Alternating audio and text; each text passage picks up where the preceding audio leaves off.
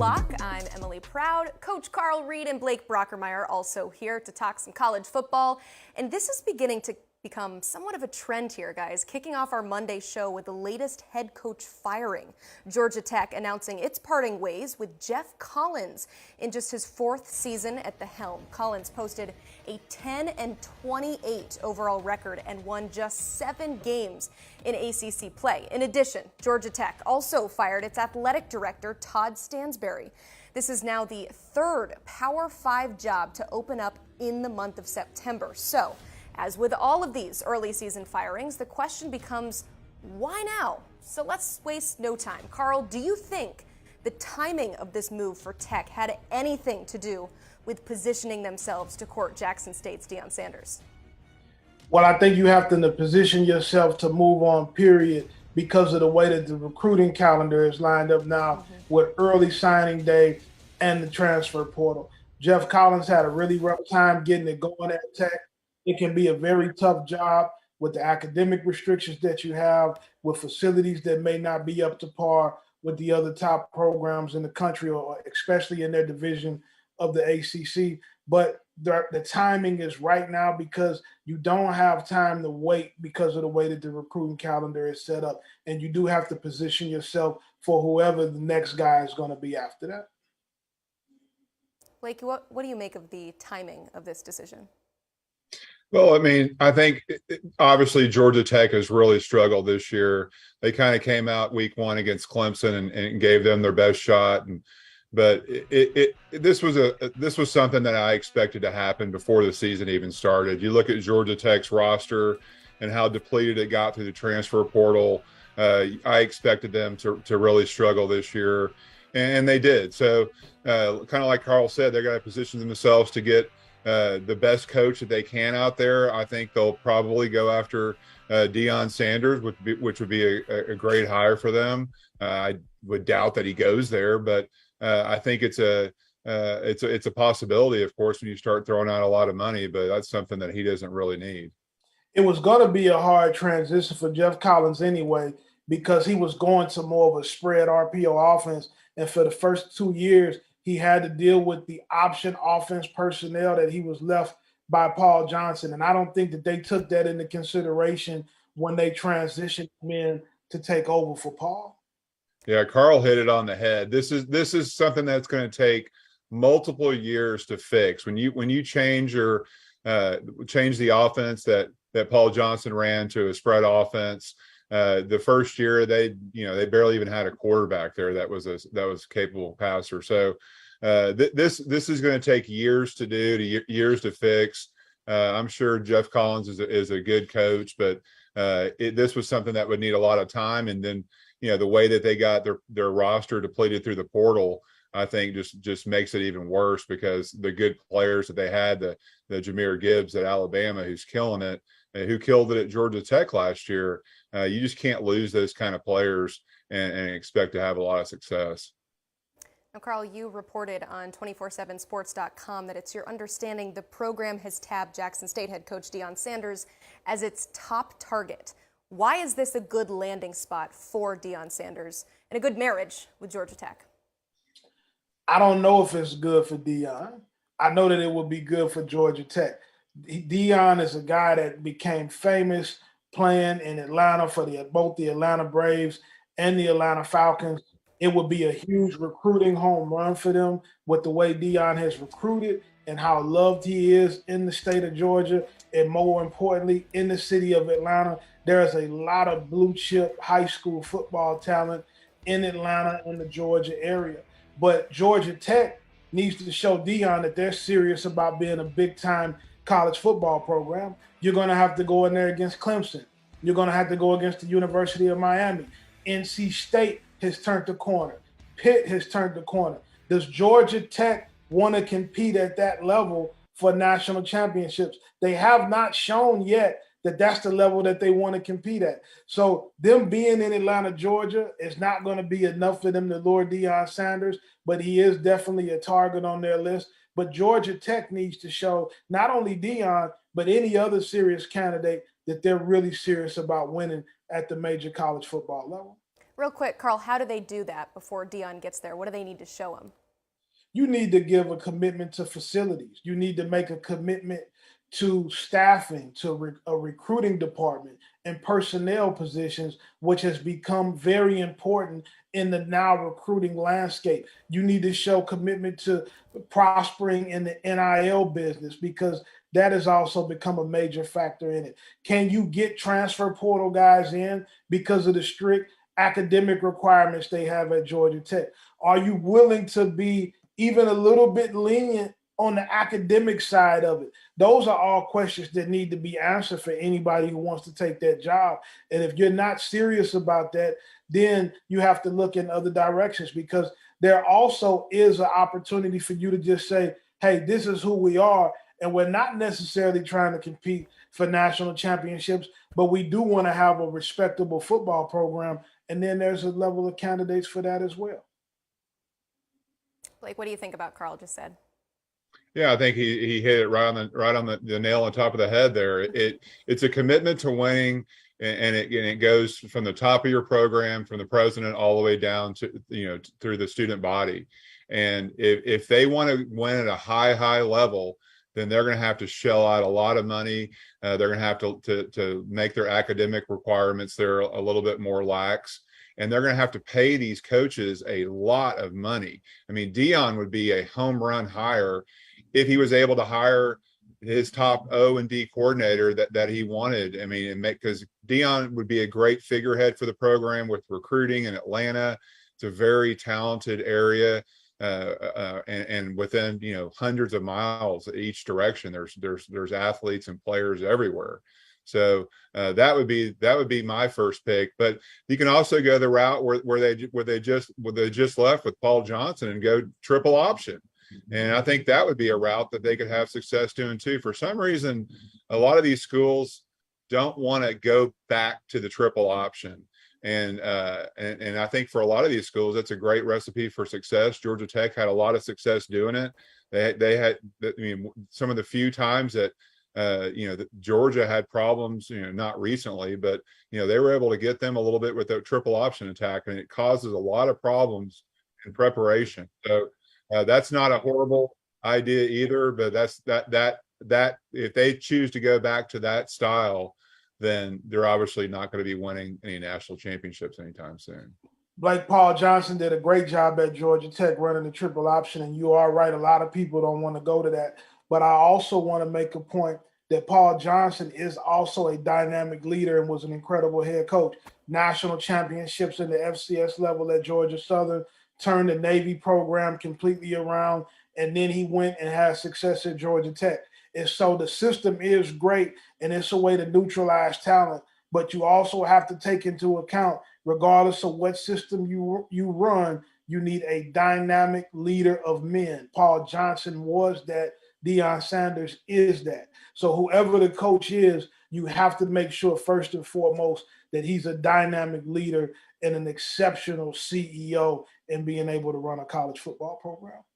Yeah, it seems like it would be a slam dunk for Georgia Tech, but there are a few implications with Deion Sanders. We'll talk about his status at Jackson State in a bit. But first, guys, this is the third Power 5 job open before the end of September, so you have to assume there will be more coming down the block. Auburn's Brian Harsin was in the news this weekend when reports surfaced saying he would be let go if the Tigers lost to Missouri. They did not. Barely. So given the seemingly many options for Deion, Carl, is Georgia Tech the best fit of what else is out there? Well, I don't know if Georgia Tech is the best fit. Obviously, Auburn is a better football job than Georgia Tech. They've won national championships in recent history, and they have a boatload of resources. The thing about Auburn, and talking to coaches who've coached at Auburn, not only the former head coaches, but assistants and guys on staff, it can be a nightmare dealing with those boosters. So Deion is not the kind of guy that's going to let the boosters push him around and tell him how to run his program. So even though that Deion is a hot candidate, he does not have to leave Jackson State. He's in a position to completely demand exactly what he wants and say, if you want me, this is the things that I need. A, B, C, D. Whether it's money for the staff, whether it's a commitment to facilities, player personnel department, whatever it is that he requires, he is holding all the cards, and he's in the position to say, this is exactly what I want. And he does not have to take anything less than what he's requiring. He has put himself in that kind of position with what he's done at Jackson State, and because of who he is and the type of instant credibility he brings to your program. Yeah, one would assume that money is not necessarily a factor for him. So Blake, if he chooses to leave Jackson State, where do you think is a good landing spot for Deion? I mean, he'll probably have plenty of options. I mean, Carl knows him a lot better than I do, but I would think Georgia Tech would be an option that I would look at. It's an easier conference than the SEC West. That's where coaches go to die. That's a really tough place to make a living. And the ACC, even though it is on the rise, Florida State seems to be really trending up quickly there. And I think that would be a consideration with Atlanta and his history there and his name recognition. His ability to be able to recruit the South, I think, would be a great fit for him. But he would need to be able to hire the best offensive and defensive coordinator that he sees fit to lead that program, and they would be a recruiting juggernaut. I can promise you that. Carl, let's close the door on the Deion Sanders conversation with this. If the goal is still for Jackson State to one day make that move to FBS, that's with Coach Prime leading the charge. So how far away are they from making that happen, and does Deion stick around to see it through? Well, I don't think that they're definitely having those discussions right now at Jackson State about the possibility of going to FBS, but there is a process in term with that, and there's a financial commitment. They're going to need some outside help financially. You're going to need some donors. You're going to need some sponsorship dollars. So you're in the process right now of seeing how feasible that is. But if Jackson State is willing to make that move, then I think that they have a great shot at keeping Deion Sanders there for the foreseeable future, because he would be the visionary and the guy to take that program to the next level. He has already let you know he doesn't like playing in the classic games. He doesn't like necessarily the current model of the way HBCU football is situated, and he's trying to take it to another level. So if Jackson State really gets behind him and pushes it to that level, then I think you have a great chance that he stays at Jackson State and continues to build on what he's already started, and which is doing something extremely special. All right, Carl, real quick, you've got a story up online at 247sports.com. Give me a few other names that we should look out for Georgia Tech. I think one of the names that you have to also look at is Dell McGee, the running back coach at the University of Georgia, a former state championship winning coach at the high school level at Carver High School in Georgia. He's one of the founders of the Georgia Minority Coaches Association, along with Amat Tinker. He is a powerhouse recruiter. He's also an incredible football coach and knows how to run programs. He's been a big part of the Georgia Bulldogs national championship run, and I think he would be an excellent fit, and it will go over really well with the high school coaches in Atlanta and the state of Georgia. Jamie Chadwell, who's an option guy, he runs this option more out of the shotgun, so maybe that fools kids sometimes and make them feel like they're running a little bit of the spread stuff, but he's done a great job at Coastal Carolina. This is the kind of job that could be right up his alley in terms of option football and recruiting kids that have higher grades. Alex Atkins, the offensive coordinator, offensive line coach at Florida State. He has a lot of recruiting experience in Georgia, former assistant coach at Georgia Southern. He has recruited extensively throughout the Southeast, and you've seen how well Florida State is playing, how well they've recruited. He's ready for his first opportunity as well to be a head coach. Those are guys to keep an eye on as this search for Georgia Tech continues. Blake, you like that list? Anybody else you want to add? I would also look at Charles Huff, the head coach at Marshall. I think he's done a great job recruiting in the South. It obviously has done a pretty good job at Marshall in his short time there, has some skins on the wall at Alabama. So I think he would be a name that I would look at as well. But there's lots of capable candidates. It's kind of like what we've already talked about. It's really what is their commitment to winning. And but they'll have a lot of money on the table for someone. And someone will definitely want this job because Atlanta is a great place to recruit, and it's like I said, it's loaded with talent, hundreds of miles in each direction. All right, guys, Monday means it's time for the good, the bad, and the ugly. Coach Carl Reed, you said you like what you saw out of Texas A&M, and Max Johnson taking down number 10 Arkansas. Devil's advocate here, I got to do it. Johnson completed just 52% of his passes for 151 yards and 1 score. You call it you're good this week, but would you describe Texas A&M's offense as good? He didn't lose the game, which is more important sometimes than going out there and trying to do a bunch of stuff that you can't do. Everybody gave up on Texas A&M after an ugly loss to Appalachian State, but they respond by winning back-to-back games against top 15 teams. When we look at the football season, sometimes we get too hurried on success. Sometimes we point too big of a finger at failure. You have to look at the football season like a movie, not like a picture. Things will continue to change week after week.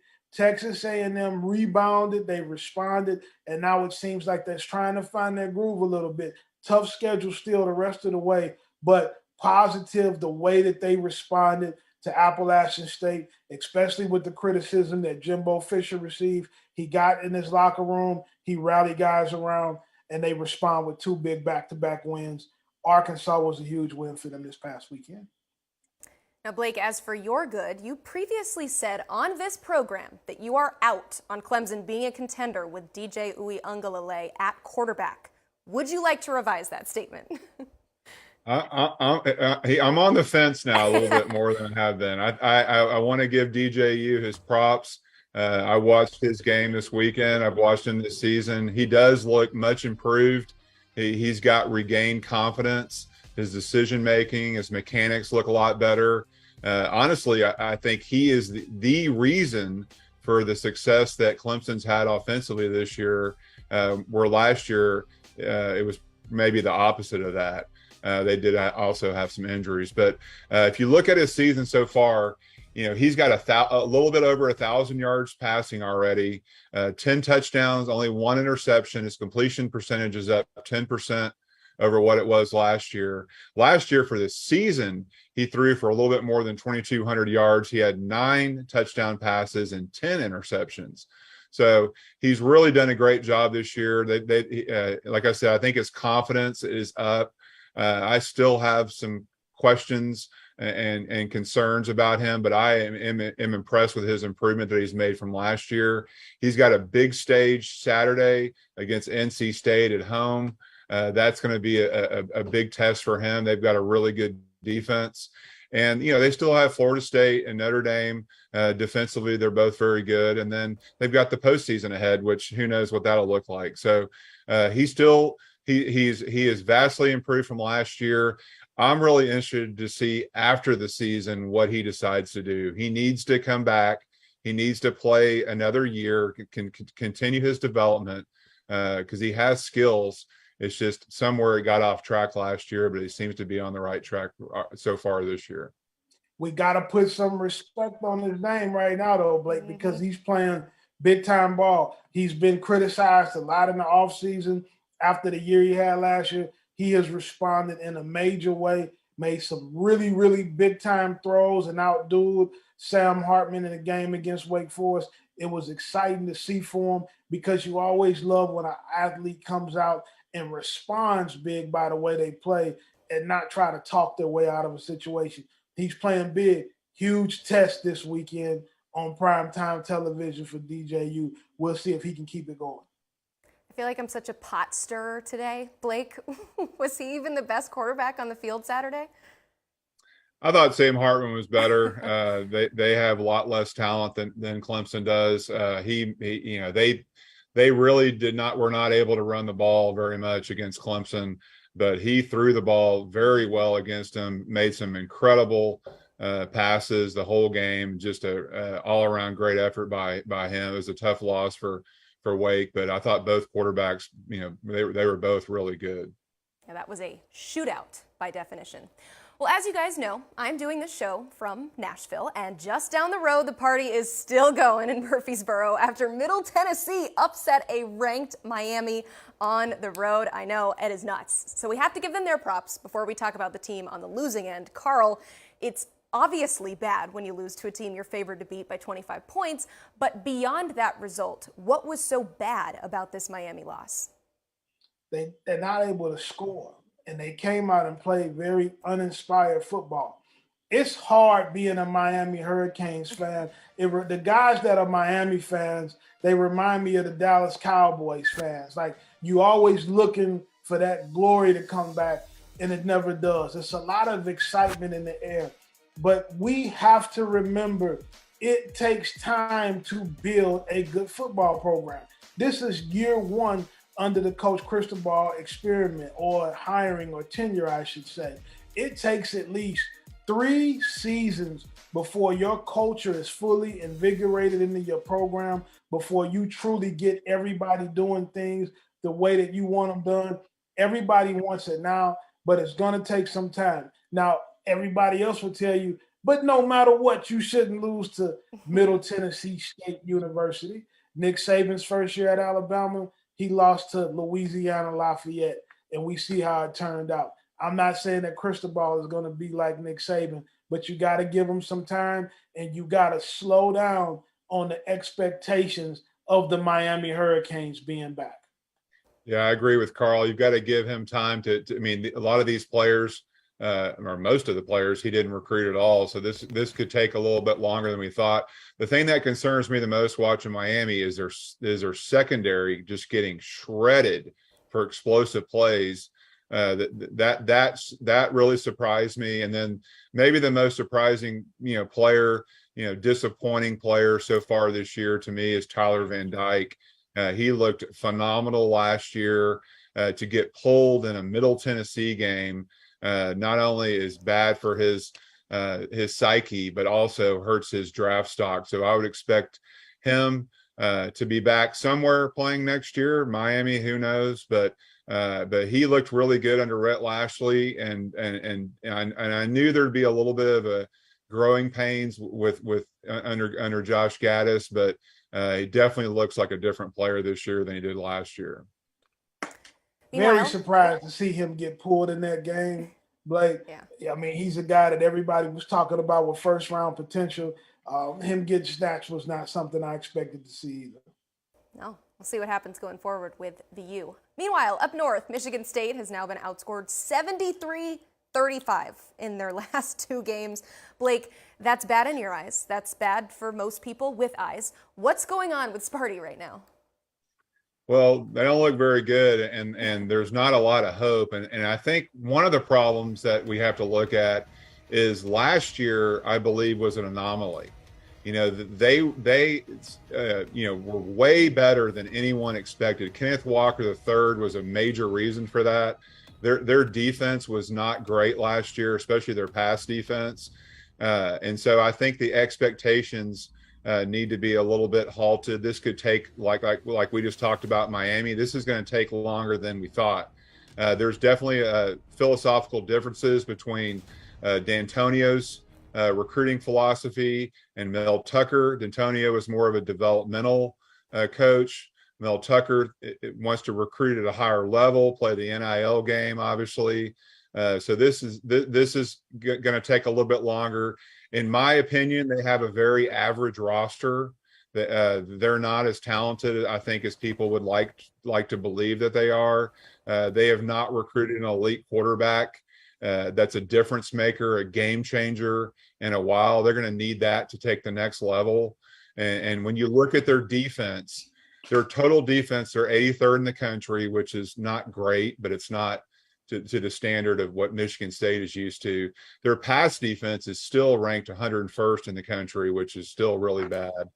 And then offensively, they're 85th in the country in total offense, but their rush offense is 92nd in the country. So I think Mel Tucker wants to instill a real physical, dominant mentality, and that's just not where they're at. They need more talent.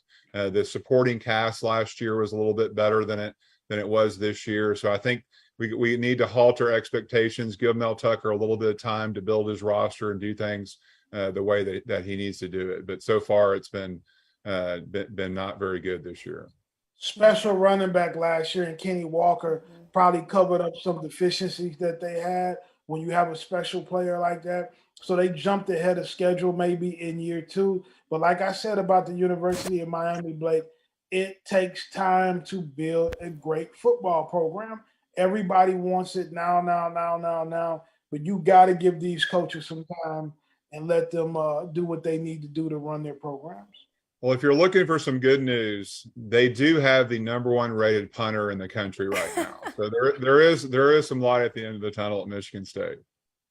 That is a wonderful transition because we're going to talk about special teams. It's, of course, a very underrated part of the game. But as we are reminded, every Saturday football, 3 phases here in the often forgotten one. Yeah, that was just plain ugly overall on Saturday, Carl. Not for Michigan State, though, right? Special teams across the country has been deplorable this season. We've got missed game-winning field goals. We got muff punts every week. We got kicks going for touchdowns. It has just been bad across the country.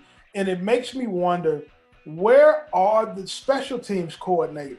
Where are the guys that are elite at running a special teams program? Guys like Coach Baxter, who used to be at USC. Guys like Jeff Choate, who was a legendary special teams coach. It's unbelievable what we're seeing from something that's such an important part of the game. We know it's a third of the game. The kind of special teams play I'm seeing across the country right now, you would expect to see this maybe in high school, where it's hard to find guys who can snap. Sometimes it can be hard to find guys who can kick. But we've got kickers on full scholarships that are missing field goals. We got receivers and skill guys on full scholarships that are dropping punts. Everybody has to be accountable for their job. We've been bad across the country. Every week it seems like we're seeing 10 to 15 epic errors on special teams that are killing teams and killing games, and it needs to be a bigger emphasis put on it. They gave you a 10th assistant coach a couple of years ago. That guy should be that you should have one coach dedicated to making sure that you have great special teams play. It is costing teams some games. And how are you going to feel at the end of the year if you lose a huge game with championship implications, either in your conference or national championship, because a guy drops a punt or because a snapper miscues a ball? All you coaches that are going to all of these mega camps and stuff in the offseason, you need to get to the Coles kicking camp and see the best snappers and kickers in the country and make sure you have those guys on your team as well. And I think, Carl, one of the problems is high school recruits, top players in the country, they don't envision themselves as special teams players.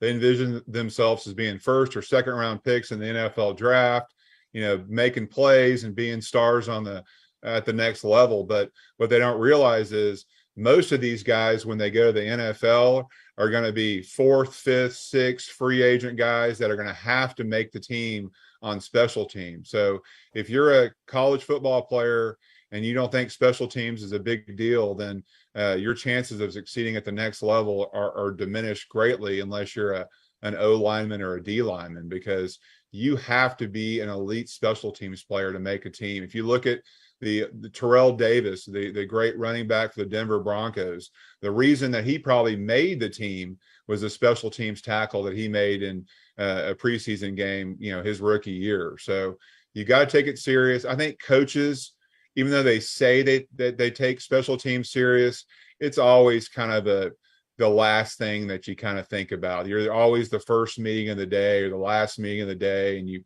carve out a few little periods here and there. So players, you want to take it to the next level, make sure you take your special teams serious, because that's what it's going to take to get to the next level. And Blake, there's a lot of guys on rosters that are number 2s that aren't getting as much reps as they think they want. And instead of jumping in the transfer portal and crying like babies, they can go to their head coach or their special teams coach and ask and prove for a role on special teams. And if you make plays on special teams, those guys typically end up on the field in real game time if you make a commitment to being a great special teams player. Yeah, for as much special teams is underrated, I'm sure fans of Missouri and Arkansas understand just how important special teams can be, the difference between winning and losing a football game. Let's touch on another phase, defense. UNC, 123rd in the nation in points per game given up.